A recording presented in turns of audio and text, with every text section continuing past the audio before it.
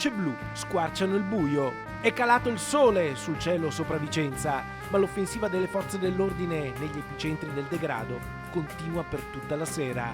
Campomarzo, le panchine dello spaccio di droga vengono cinte d'assedio dagli agenti e dai militari coordinati dal questore. Ennesimo blitz, raffiche di controlli straordinari nei quartieri dove l'allarme sociale è più alto. Tutte le problematiche che ci vengono segnalate noi cerchiamo di affrontarle nelle aree dove queste problematiche sorgono. Un piccolo esercito di 40 uomini delle forze dell'ordine si muove veloce da Viale Gorizia a Viale Milano e Viale Torino e più in là sulla Riviera Berica, sulla strada Marosticana e in Viale Trieste. È l'ennesima serata sulle strade per la questura, per il reparto prevenzione crimine della Polizia di Stato, i Carabinieri, la Guardia di Finanza e la Polizia locale con la sua unità cinofila. Controlli a raffica, controlli serrati.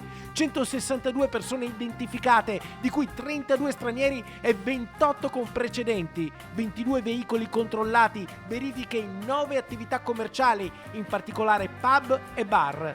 Il nuovo questore Paolo Sartori firma 4 revoche di permessi di soggiorno e 8 avvisi orali, uno dei quali a un romeno con precedenti per rapina, truffa e lesioni personali, sorpreso mentre in un bar di Corso Santi Felice e Fortunato sta creando problemi di ordine pubblico.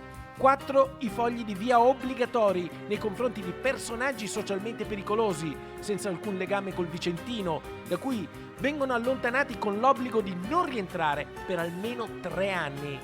I controlli continueranno anche nei prossimi giorni, dal centro storico ai quartieri di periferia. Tutte le zone, anche quelle periferiche, soprattutto quelle periferiche dove vi si presentano maggiori problematiche di questo tipo, verranno controllate nel corso anche così come è stato anche nelle operazioni passate, ma anche in quelle che faremo nei prossimi giorni.